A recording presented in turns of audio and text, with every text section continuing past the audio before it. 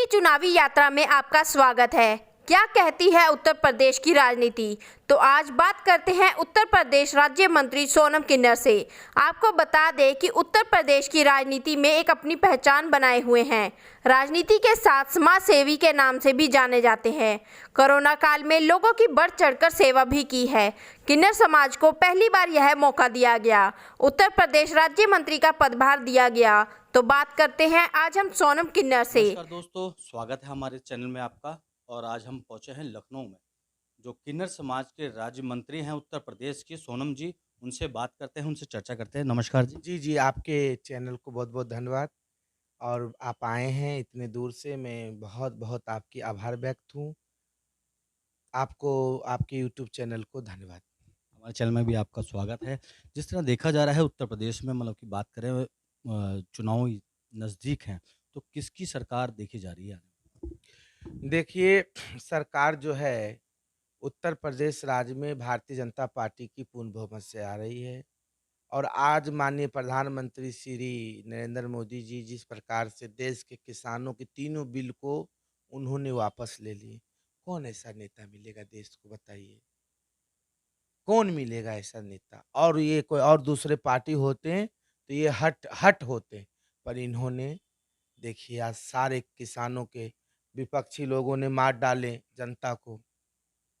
ये सब खेल किए हैं लोगों ने, कांग्रेस ने, सपा ने और कुछ पार्टियों ने खेल करके लोगों को खुद मारे हैं और ताकि बीजेपी बदनाम हो।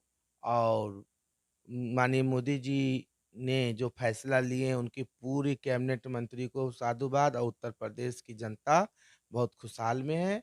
आज जो है एक ऐतिहासिक फैसला लिए हैं, नहीं तो यही तो है उनकी सरलता। भारतीय जनता पार्टी के अंदर जो सरलता है, उनकी जो भाव है, उनकी जो प्रेम है, बहुत अच्छे हैं। उन लोगों की कूटनीति की, उन लोगों की चाल को बहुत अच्छे से हम लोग। बात को रोकना चाहूँगा, आपने बात करी है किसानों की और विपक्ष की। पर विपक्ष का तो कहना है कि मतलब कि ये जो भारतीय जनता पार्टी ने जो फैसला लिया है, किसानों के जो काले कानून, 3 काले कानून वापस लिए गए हैं, वो डर के मारे लिए हैं, आने वाले चुनाव को देखते हुए। पंजाब में भी है और यूपी में भी। देखिए, चुनाव की बात बिल्कुल सही है और इससे फ़र्क पड़ता। यदि अपने परिवार में कोई नाराज़ हो जाते तो उनको मनाने में कितने हमें कष्ट होती हम जानते हैं। वो भी मान गए तो ठीक है, नहीं माने तो फिर दूसरे दिन मानते हैं, 6 महीने बाद मानते, पर मनाने के वाले होना चाहिए। तो हमारी जनता इस देश के मालिक हैं और जनता ही प्रधानमंत्री है, मुख्यमंत्री है, जनता ही मंत्री हैं। यदि जनता हमारा किसान और किसान से देश है और देश से किसान है, तो किसान यदि नाराज़ थे, तो बिल्कुल ही फ़र्क पड़ता। क्यों नहीं पड़ता फ़र्क? जो ये कहे नहीं पड़ता, बिल्कुल गलत बात है, पड़ता। परंतु हमारे माननीय मोदी जी ने देखिए इतने काम कर रहे हैं, इतने अच्छे देश की सुरक्षा को लेकर इतने सारे अ, चीज़ देने के बाद और हमारा कुछ परिवार नाराज़ हो जाए हमसे, तो उनको कुछ कष्ट थी और अपने परिवार को, भारत के मोती को उन्होंने पिरोने का काम किए और अपने परिवार को उन्होंने गले लगा के मना लिया। अब कोई इसमें मूर्खता वाली बात करे जो इस प्रकार की बात है, तो क्या उनसे मैं सवाल पूछना चाहती हूँ, उनके परिवार में उनकी बीवियाँ रूठ जाती तो क्या नहीं मनाते हैं? क्या उनके परिवार में उनके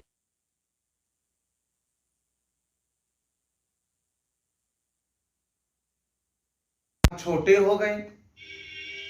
तो ये मूर्खता वाली बात जो लोग कर रहे हैं, जो ये इसकी जीत हुई, उसकी जीत हुई, उसकी जीत हुई, तो जो है ये मूर्ख वाली बात कर रहे हैं।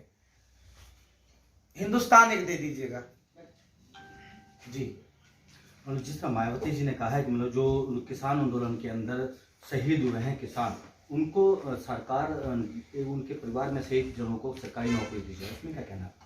बिल्कुल, ये हमारी मांग है, मायावती जी ने सही कही है, उनकी बात को मैं समर्थन करती हूँ। मेरी भी मांग है, एक-एक नौकरी उनको देना चाहिए। हमारे हमारे यूपी सरकार में जो शहीद हुए हैं, उनकी मैं अपनी राज्य मंत्री के होने के नाते में मैं योगी जी को चरण छू के बिल्कुल होना चाहिए। हमारे किसान मरे हैं, देना चाहिए। क्यों नहीं देंगे? हम नहीं देंगे तो कौन देगा भाई? हमारा देश है, हमारे भारत है, हमारा राज्य है। और जहां कांग्रेस के राज में मरे हैं तो वो भी तो सोच लें। कांग्रेस के राज में मरे हैं, महाअगाड़ी महापिछाड़ी के सरकार है, वहां भी सोच ले, छत्तीसगढ़ में सोच ले, जहां जहां मर रहे हैं वो अपना पहले सोच ले। यहाँ तो उत्तर प्रदेश में तो देंगे ही। और माननीय मुख्यमंत्री जी योगी आदित्यनाथ जी वापस 2022 में हम लोग 400 यूनिट बिजली फ्री देंगे, लैपटॉप दे रहे हैं बच्चों को, और जो स्कूटी देंगे हम लोग लड़कियों को, टैबलेट दे रहे हैं, और क्या नाम, किसान की बिजली फ्री करने जा रहे हैं। और उत्तर प्रदेश में मायावती जी बहन जी की सरकार में उन्होंने 150 सड़कें बनाई। श्री अखिलेश यादव जी की सरकार में 300 किलोमीटर सड़कें बनाई। और माननीय श्री योगी आदित्यनाथ जी की 4.5 साल की सरकार में 600 किलोमीटर सड़क बना दिए। और विकास की किसे विकास कहते हैं? कम बजट में, विपक्ष बिना भ्रष्टाचार। विपक्ष का तो कहना है कि ये जुमले की सरकार है, इन्होंने विकास के नाम पे कुछ नहीं कहा। कोई विकास की बात करें उत्तर प्रदेश की? देखिए मैं क्या बोल रही हूँ, उत्तर प्रदेश में माननीय सुश्री मायावती जी बहन जी की मुख्यमंत्री काल में 150 किलोमीटर, और श्री अखिलेश यादव जी मुख्यमंत्री जी के कार्यकाल में 300 किलोमीटर। देख लीजिए, आप गूगल पे रिसर्च करिए, बिल्कुल सामने। और माननीय श्री योगी आदित्यनाथ जी मुख्यमंत्री जी के बिना भ्रष्टाचार, और दोनों राज्य में दोनों की सत्ता शासन को जोड़ लीजिए, जितना बजट उन लोगों का लगा उससे आधे बजट में 600 किलोमीटर हमने राज्य में Purvanchal express way, Bundelkhand express way और चीजें दे दिए। तो अब 1 महीने के बाद वो भी उद्घाटन हो जाएगा। तो कौन विकास, कैसे विकास, क्या जनता नहीं समझती? बेरोजगारी की बात करें लोगों के लिए, बेरोजगारी है तो ये हकीकत है, बेरोजगारी देश में बढ़ी है। जो ये महामारी उत्तर प्रदेश में जो कोरोना जो आई थी, और इस कोरोना काल में जो अपने आप में आर्थिक नीति का देश बताते हैं, अमेरिका जैसे देश टूट गए, इटली जैसे देश टूट गए, जहाँ मेडिसिन व्यवस्था पूरे वर्ल्ड के सबसे हाई क्लास, वो इटली हाथ खड़े कर लिए। जो सारी चीज उनके पास जितना है किसी के पास नहीं। तो हम तो भारत 70 साल तक लूट खसोट बेईमान चोर उचक्कों की हमारी रही है सरकार। एक बार माननीय श्री अटल बिहारी वाजपेयी ने सारी रोड उन्हीं की देन है, और माननीय मोदी जी जब से प्रधानमंत्री बने हैं तब से देश प्रगति हुई है। नहीं तो देख लीजिए, टेलीकॉम घोटाला, ये घोटाला, वो घोटाला, कोयला घोटाला, ये सब इन लोगों के देश की जितनी आर्थिक नीति थी जो सरकार में थे, इन्होंने नोचे हैं, इन्होंने लूटे हैं, इन्होंने पूरा खजाना को खाली कर दिए हैं भारत के। और माननीय श्री नरेंद्र मोदी जी प्रधानमंत्री हैं, देश को दिए हैं। आने वाले समय में जो उन्होंने 5 ट्रिलियन जो बताए हैं, जो हमारे माननीय प्रधानमंत्री जी की जो योजना है, वो निश्चित पूरा होगा। और आय का संसाधन होनी चाहिए। आप बताइए, बच्चा 8-8, 10-10 पैदा लोग दूसरे लोग कुछ कर ले रहे हैं, अब मांग रहे हैं, पढ़ा लिखा नहीं रहे। तो जनसंख्या नियंत्रण भी बहुत भारत में जरूरी है, कानून बनना चाहिए। जनसंख्या की जमीन है इतनी, 1 बीघा, उसी में आधे में मॉल बन गए, उसी में खेती कहाँ जाएगी, आधे में ये आधे में वो। तो सारी चीज जो है, जंगल, वायु, पर्यावरण, देखिए कुछ दिन के बाद पानी, जैसे तेल हम लोग खरीद रहे हैं, ऐसे पानी लोग खरीदेंगे, बोतल में पानी बिकेगी, पानी का बिल आएगा 10-20। यदि हम पर्यावरण को संरक्षण करें और जो ये जनसंख्या नियंत्रण, इस पे काबू कर लें, तो जो ये है देश की ये जनसंख्या कम होगी, जमीन सुरक्षित रहेगी, भूमि सुरक्षित रहेगी, पर्यावरण सुरक्षित रहेगी, तो पानी भी मिलेगी, रोजगार भी मिलेगा, हम लोग स्वस्थ भी रहेंगे। एक एक लोग 20-20 लोग पैदा कर रहे हैं, तो ये इस पे रोक होनी चाहिए। रोजगार अपने आप आ जाएंगे, रोजगार की क्या कमी है। मतलब आपने एक बात बताई है कि मतलब कि युवा और युवतियों को लैपटॉप दिए जाएंगे, टैब दिए जाएंगे, स्कूटी दे दिए दे जाएंगे। दे रहे तो ये हैं। पिछली सरकार ने भी दिया था, इस बार मतलब युवा मतलब जिस तरह देखा जा रहा है कोरोना काल से भी मतलब कि बहुत रात रात हुई है दुनिया, तो मतलब नौकरी की बात करिए, नौकरियां कितनी दी गई हैं? नौकरियां हमारे मुख्यमंत्री जी 4.5 लाख नौकरियां दिए हैं, बिना भेदभाव, बिना करप्शन, बिना किसी की सिफारिश। और आने वाली समय में लक्ष्य है हमारे पूरे उत्तर बिना प्रदेश। खर्ची बिना पर्ची के नौकरियां दी गई है कहने का। नहीं, खर्चे पर्चे बिल्कुल। कोई करप्शन हो तो बताइए एक भी, किसी की पैरवी हो, किसी एक जात को ही लगाया गया है, किसी एक धर्म को ही विशेष करके बनाया गया है। सभी का समानता अधिकार है और अपने एजुकेशन के टैलेंट पे नौकरी पाए हैं। राज्य सरकार ने मदद विपक्ष की। का तो कहना है कि मतलब ये जो जात पात पे पॉलिटिक्स करते हैं। तो जात पात पे अभी श्री अखिलेश यादव जी को एक ही कलर से नफरत है, तो अखिलेश यादव जी पाकिस्तान चले जाएं, वहाँ के वीजा अप्लाई कर दें, यहाँ ना रहें। एक ही कलर से उनको नफरत है और एक ही रंग से। तो भैया ये तो सनातन धर्म, ध्वजा धर्म और भगवा अस्तित्व के लिए भाजपा भारतीय जनता पार्टी की राजनीतिक रही है।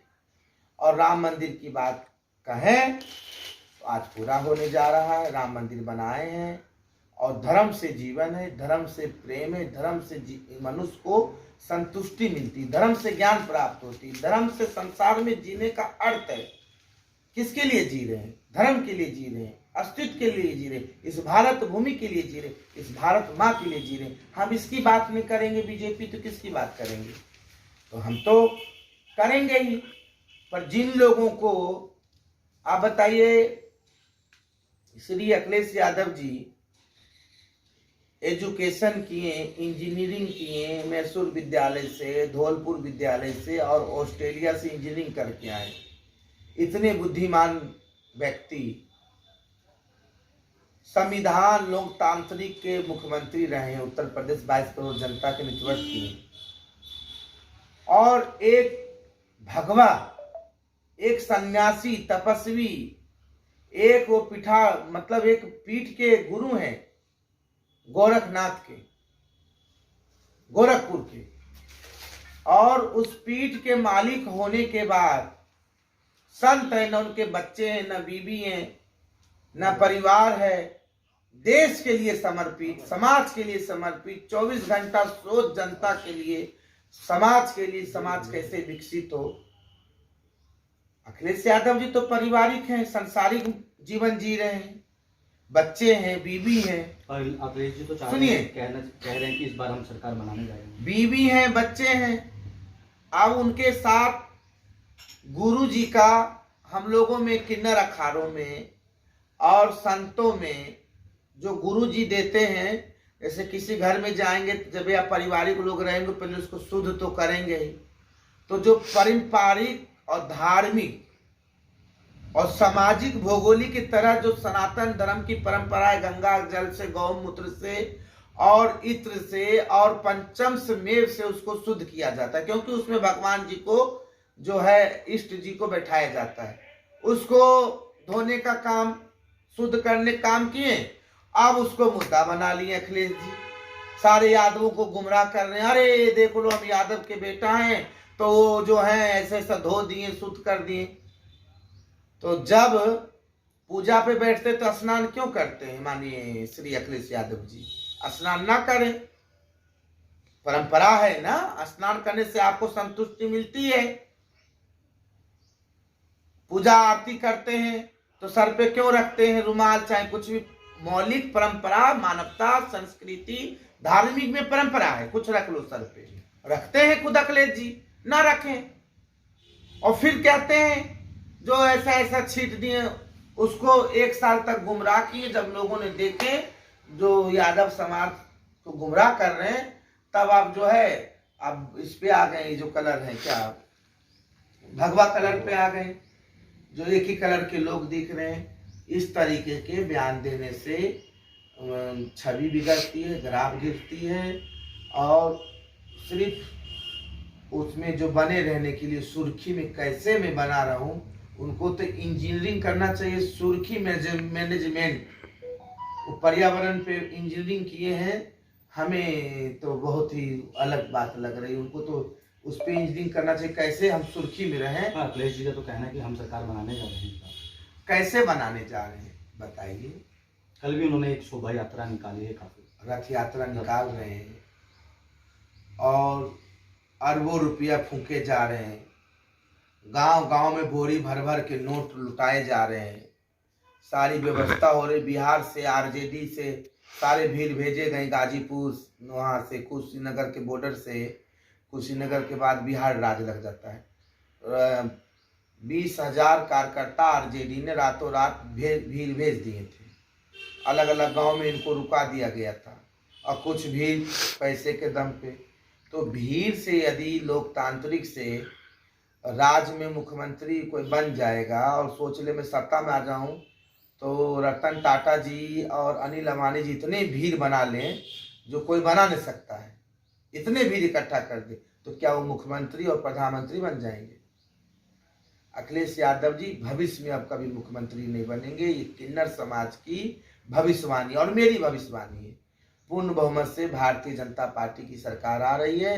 उत्तर प्रदेश की देवतुल्य जनता, माता पिता, नौजवान, युवा, सब लोग पूर्ण बहुमत से दे रहे हैं। ये तो वो लोग हैं जो चिल्ला रहे हैं, जो जिनको भ्रष्टाचारी, लुटोई, डकैती, छिनैती, भ्रष्टाचार, लूट, अनाधुन रुपया कमाना, रैंडी नाच देखना, ये देखना, तबला ढोलक देखना, लोंडा नाच देखना, सपेरा नाच देखना, हा हो, ये सब लोग सब प्रतिबंध हो गया। उत्तर प्रदेश का सम्मान हो गया। अदर राज्यों में जाते हैं तो गौरव से, सम्मान की नज़र से देखते हैं।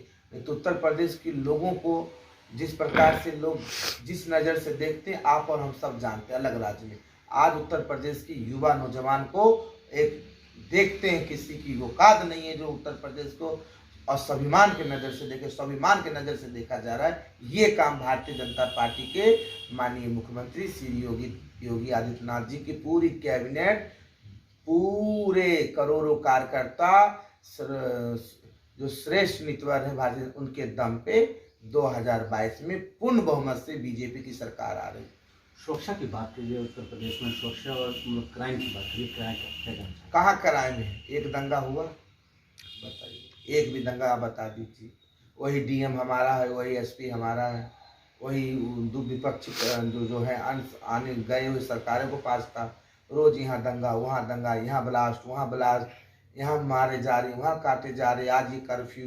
कहाँ हो रहा है कुछ? सब चीज तो वही है हमारी, करके कोई दिखा दे। माननीय योगी जी के आहट से और उनके कानूनी डंडा से अच्छे अच्छे माफिया उत्तर प्रदेश छोड़ के बिल में छुप गए हैं। वो जब तक उत्तर प्रदेश में रहेंगे, भविष्य में वही तो सोच रहे, वही लोग छटपटा रहे हैं, वही लोग सोच रहे, वही लोग हवा बना रहे हैं। अरे भैया जल्दी से भीड़ इकट्ठा करो और जल्दी से इस तरह का माहौल पैदा करो जो तो हम लोग यहाँ फिर आए और उत्तर प्रदेश को फिर तहस नहस करने में लगे। तो हो नहीं रहा है। उत्तर प्रदेश में 2 मुख्यमंत्री की बात करी जा रही थी कि 2 मुख्यमंत्री बनाए जाएंगे, आजाद होकर। उसमें मुख्यमंत्री तो इतना अच्छा मिल गया, तो अब 2 का प्रश्न ही क्या है? अब बहुत ज्यादा मतलब एरिया की बात है पीछे। अच्छा हाँ, 3 ये देखिए, शायद हो सकता है माननीय प्रधानमंत्री जी की सोच हो, या बड़ा राज्य है, या क्या सोच है। पर अब तो यहाँ से योगी जी जब प्रधानमंत्री बनेंगे तभी यहाँ सीट खाली होगा। अब तो ये सीट बुक हो चुकी है, और इसके लिए कोई सोचें तो मैं उनसे निवेदन करती, जो पद और जो प्रतिष्ठा मिला उससे संतुष्ट रहें। अब तो माननीय योगी आदित्यनाथ जी बहुत अच्छे काम कर रहे हैं, बहुत खुशहाल हैं इस उत्तर प्रदेश। और देखिए हमेशा मुस्कुराते रहते हैं, उनके चेहरे देखिए हमेशा जैसे कमल खिलता है, ऐसा उनका चेहरा खिलता रहता है। कभी उनको तनाव में नहीं देखे होंगे आपने। और स्पष्ट बोलते हैं, अधिकारियों को स्पष्ट निर्देश देते हैं, जो ऐसा नहीं ऐसा होना चाहिए और अच्छा होना चाहिए। ऐसा मुख्यमंत्री हम पाएंगे। सौभाग्य हम लोगों का जो योगी आदित्यनाथ जी जैसे हम मुख्यमंत्री पाए। और जब हमारे महाराज जी प्रधानमंत्री बनेंगे देश के तभी अब ये सीट खाली होगा, इससे पहले कोई सोचना बेकार है। इसमें मेरा आखिरी सवाल है, आपने राम मंदिर की बात की थी, राम मंदिर बनवाए, काफ़ी विकास कराए गए हैं, उस तरह देखा जाए तो लोग अभी भी मथुरा और काशी में भी काफ़ी मंदिर है जिसका विवाद चल रहा है। इस पे मैं कोई टिप्पणी नहीं देना चाहती हूँ, ये न्यायपालिका में पेंडिंग है, जो न्यायपालिका निर्णय लेगी वो हम सबको मानना पड़ेगा। थैंक यू, धन्यवाद आपका। आज एक किसान आंदोलन मतलब जो मोदी जी ने मान ली है, उनकी मांगे मान ली, उस पर क्या कहना चाहते हैं, किसानों को क्या मैसेज देना चाहते हैं? तो मैं सभी किसान भाइयों को बहुत बहुत चरण छू के प्रणाम करती हूँ, और आप परिवार हैं हमारे, भारत के, हमारे देश के, हमारे राज्य के मालिक हैं। माननीय मोदी जी ने जो काम किए हैं, अपने परिवार को, रूठे हुए को मनाने का काम किए हैं, और जो विपक्ष इसका जो फायदा उठाना चाह रही है, विपक्ष की बुद्धि भ्रष्ट हो गई है, मूर्ख है। यदि इस तरीके की कोई टिप्पणी कर रहे हैं जो हम लोग ये और वो, तो मूर्खता वाली बात है। माननीय प्रधानमंत्री जी अपने देश और अपने परिवार के लोगों को मना लिए हैं, बस। धन्यवाद, बहुत बहुत धन्यवाद आपका। आप आए, आभार व्यक्त करती हूँ। आपके जो YouTube चैनल है, मैं उसकी बहुत बहुत धन्यवाद देती हूँ। Thank you.